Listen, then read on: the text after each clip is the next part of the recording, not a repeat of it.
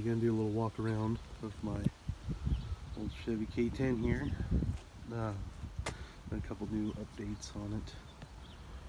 I've been daily driving this thing for a while now, and I really dig it. Excuse my voice, I'm a little sick right now, but it's a nice day.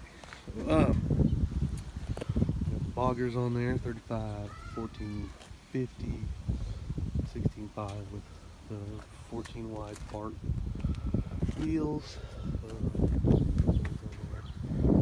Pretty good, rubs a little bit, big deal.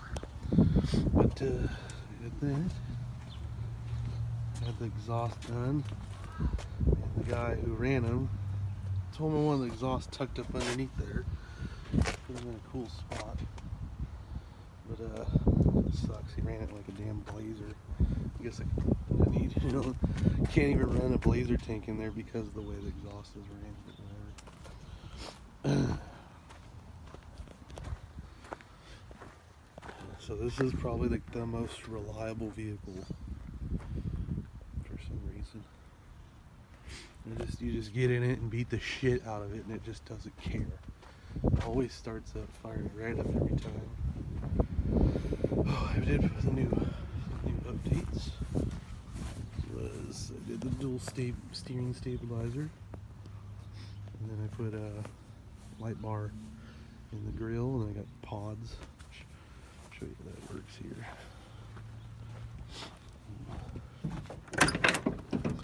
Excuse the seat's all messed up. I think that's on. I might have to play with it. It's a three-way switch. Yeah, it's on. Come down here. It's on now. Brighter than hell when it's nighttime.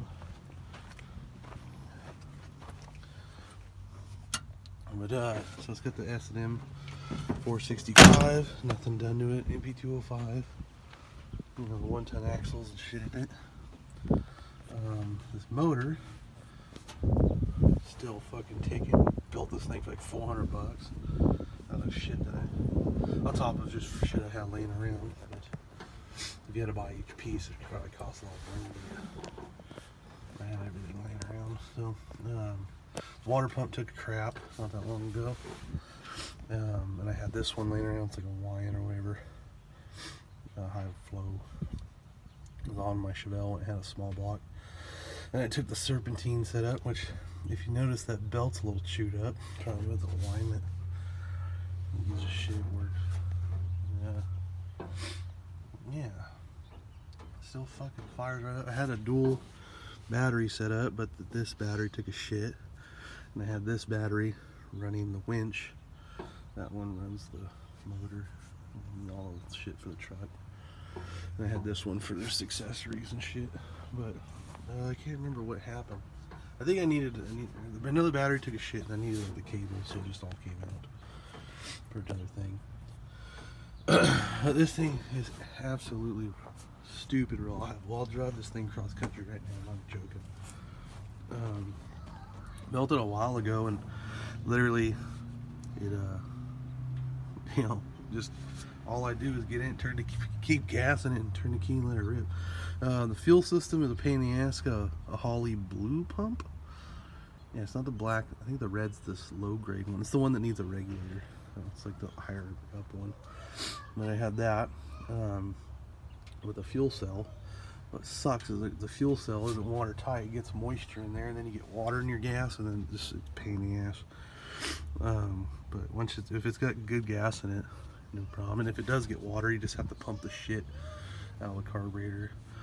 And yeah, so everything. I did put a mini starter on there because this has the industrial bell housing, which takes has 3 starter bolts that bolt into the bell housing, and the mini starter. So if you're those guys that are running these types of bell housings, they're cast iron heavy duty shit, but you can't run a regular GM starter in there with the 2 bolts that go up in the block.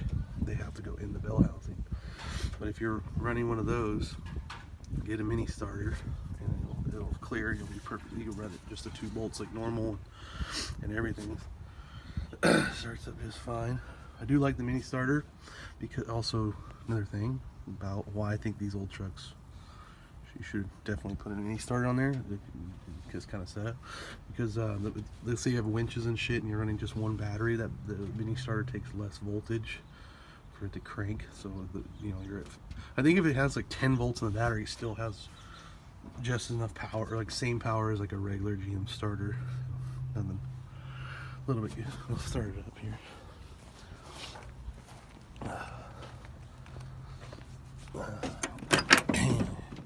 Oh, it's gonna comp 280H cam and whirl heads and all that crap on here, so it's a little spicy.